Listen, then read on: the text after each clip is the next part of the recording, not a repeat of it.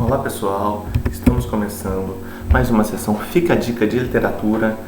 Bom, hoje nós escolhemos para fazer a leitura e a análise de um poema aí de José Paulo Paes, chamado A Casa. Não sei se vocês conhecem, tá? José Paulo Paes é um dos principais poetas brasileiros do século XX. Vou pegar aqui o poema então para que a gente possa fazer a leitura.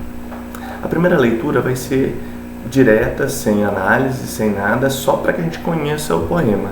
Quem quiser também ir acompanhando aí em algum site, é muito fácil de se encontrar. A Casa, José Paulo Paes. Vendam logo esta casa, ela está cheia de fantasmas. Na livraria há um avô que faz cartões de boas festas com corações de purpurina. Na tipografia, um tio que imprime avisos fúnebres e programas de circo. Na sala de visitas, um pai que lê romances policiais até o fim dos tempos. No quarto, uma mãe que está parindo sempre a última filha. Na sala de jantar, uma tia que ilustra cuidadosamente o seu próprio caixão. Na copa, uma prima que passa a ferro todas as mortalhas da família. Na cozinha, uma avó que conta noite e dia histórias do outro mundo. No quintal, um preto velho que morreu na Guerra do Paraguai rachando lenha.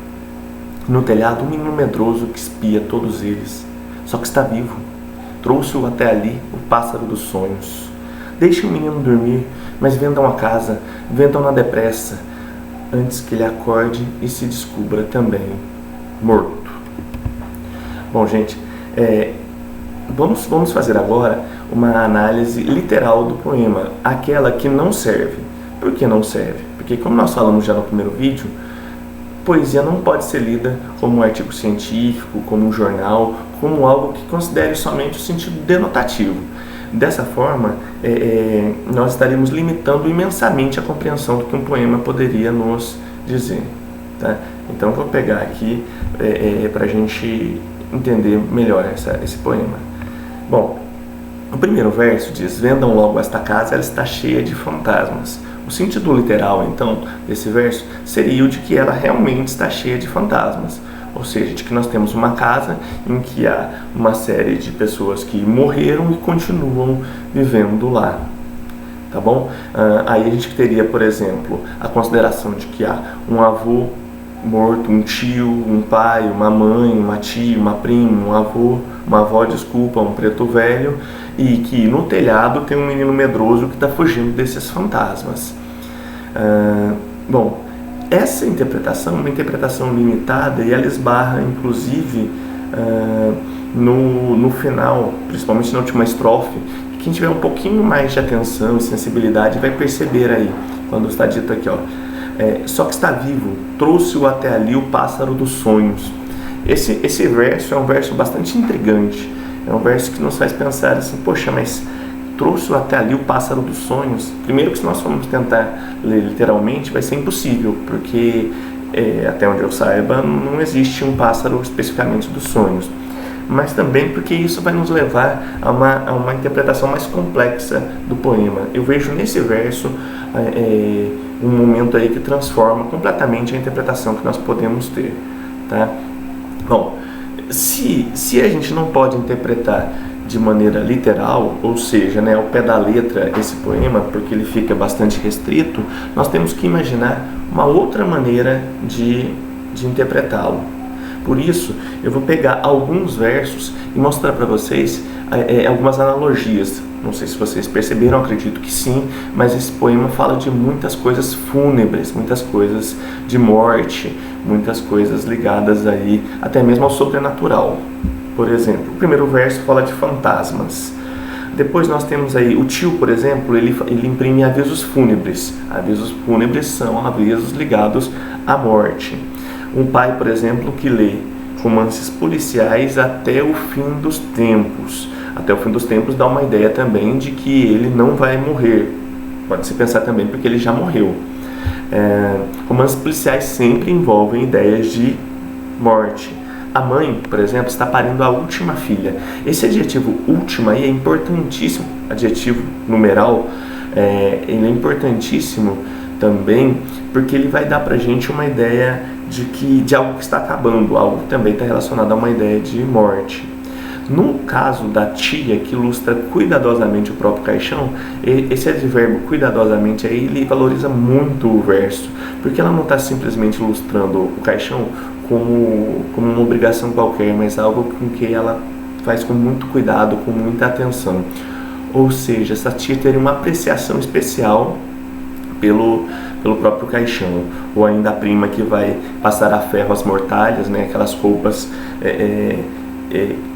que são preparativas para enterros e para mortes, e a avó contando histórias do outro mundo, e surpreendentemente um preto velho que morreu na Guerra do Paraguai, né?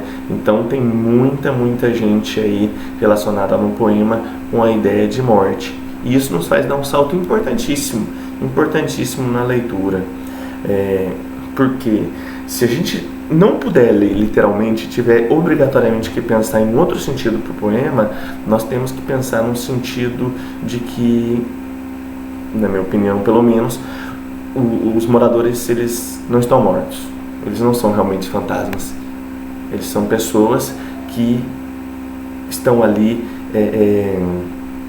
vivendo como se fossem mortas, mas não mortas de verdade.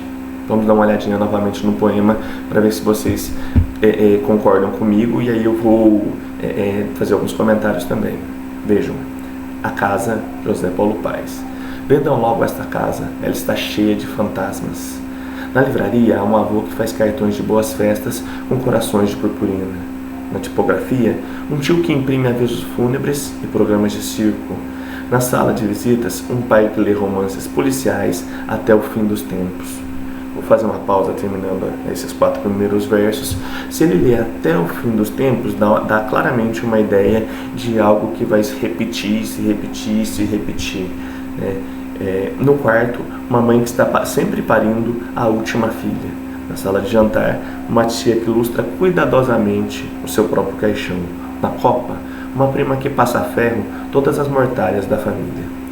Na cozinha, uma avó que conta noite e dia histórias do outro mundo. Muito interessante esse verso também, porque a avó está cuidando do outro mundo, mas não desse. Então ela vive como se fosse morta, apesar de não estar, segundo essa nossa interpretação. Da mesma maneira, a prima passando a ferro às mortalhas, ela não está preocupada com esta vida, mas com uma outra vida, e a tia que ilustra o caixão, enfim. E mesmo o preto velho que morreu na Guerra do Paraguai, que eu acho um dos versos mais interessantes e importantes desse poema, já que alguém pode ter morrido psicologicamente numa guerra, alguém pode ter perdido a alma numa guerra e continuar no corpo só.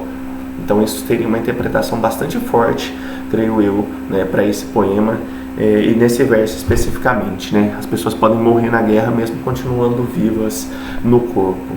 E por fim, a estrofe final, que é o trunfo que vai nos garantir, dentro das palavras do próprio texto, que essa interpretação nossa é plausível. Quando se diz: e no telhado um menino medroso que espia todos eles, só que está vivo, trouxe-o até ali o pássaro dos sonhos. Bom, esse adjetivo medroso, nesse caso, é um adjetivo importantíssimo para a interpretação desse poema. O menino, ele está no telhado, ele tem medo, mas ele está longe dos outros. Ou seja, esse menino tem medo, mas ele enfrenta esse medo, ele vai além. E isso é o diferencial, um dos diferenciais desse menino. Como qualquer herói, e nesse poema esse menino é um herói, ele tem os medos, mas os enfrenta, não se esconde dos medos.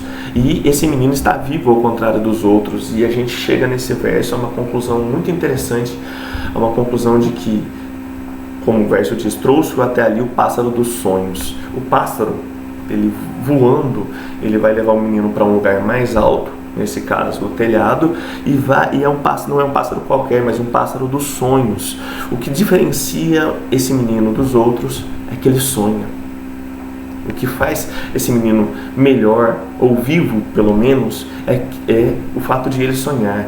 Vejam que todos os outros estão presos a ideias de morte, mas o menino está preso a uma ideia de vida, a uma ideia de sonhos, que um pássaro o levou para um lugar mais alto, para um lugar superior com relação aos outros. Nesse sentido, se nós lermos os 2 últimos versos, vamos perceber: Deixem o menino dormir, mas vendam a casa, vendam-na depressa, antes que ele acorde e se descubra também morto. Pessoal, o menino, ele está no telhado, portanto, como também a gente concluiu aqui, dormindo e sonhando. E o que faz com que ele permaneça vivo, é o fato de que ele sonha. Porque se ele acordasse, nesse caso, deixando de sonhar, porque ele está sonhando, ele também se veria morto como todos os outros. Então essa casa, ela teria como uma representação aí de todos aqueles que estão presos. Por isso o nome é a casa, porque todos estão presos e o menino está acima dela, ele está livre, porque o pássaro dos sonhos tirou esse menino de dentro dessa casa e colocou ele num nível já acima dos outros, com um detalhe inclusive de que se ele é um menino, ele é uma criança, e criança sonha mais, e todos os outros são adultos que se perderam pela vida e perdendo assim também sua capacidade de sonhar. Tá bom, gente? O que eu tinha para falar sobre esse poema é isso, tá? Eu quero fazer mais alguns comentários com vocês, e o primeiro deles é que essa interpretação final que eu fiz para vocês, ela não é uma interpretação obrigatória. O legal da poesia, o legal de se ler poema, é que você pode sempre buscar novos sentidos, né? Interpretar de formas diferentes, desde que o poema permita, desde que a construção que há dentro dele permita que você chegue a outras conclusões, desde que não sejam só as literais, só as que seriam tidas como jornalísticas, científicas, né? Que no caso negariam aí a própria essência do que é a poesia, tá bom? Eu queria também falar aqui com vocês de alguns agradecimentos, né, de algumas pessoas que nessa semana, quando eu descobri que o meu primeiro vídeo como ler poesia estava indo bem, tinham comentado, tinham visto, enfim. Eu queria agradecer ao Thiago Alves, ao Ricardo Berti, ao rapaz que está como Vitor Teoria, a uma moça que está inscrita como Glapin, ao Sérgio Luiz Zerbinato, a Cailipes, a Cássia Alves, ao Irineu Magalhães, ao Douglas do Portal Alexandria, ao Fernando César, ao Thales Marques e ao Alan Vieira, tá bom? Aproveito também esse finalzinho do vídeo para divulgar para vocês o nosso blog, né, que se chama www.movimentodigitalista.blogspot.com. Então, falo para todos aí para que acessem, para que curtam, para que compartilhem, divulguem e sigam, né, para que o nosso movimento digitalista possa seguir. Para quem não o conhece, né, eu gostaria de fazer um convite para todos aqueles que são artistas aí, né, e quiserem compartilhar o seu trabalho pela internet, ou que tenham sua arte diretamente ligada à internet mesmo, para que enviem seus trabalhos, seus textos, suas pinturas, suas fotografias, para que a gente possa divulgar, né, nesse blog, no Movimento Digitalista, que tem infelizmente crescido bastante e vai crescer muito mais agora, né, de agora em diante, que é aberto. Então, basicamente, a ideia do digitalismo é a de que a arte e a tecnologia estão associadas, tá bom? Muito bem, gente. Vamos encerrar assim mais uma sessão Fica a Dica de Literatura, e eu espero realmente que na próxima semana nós possamos já nos reencontrar. Forte abraço.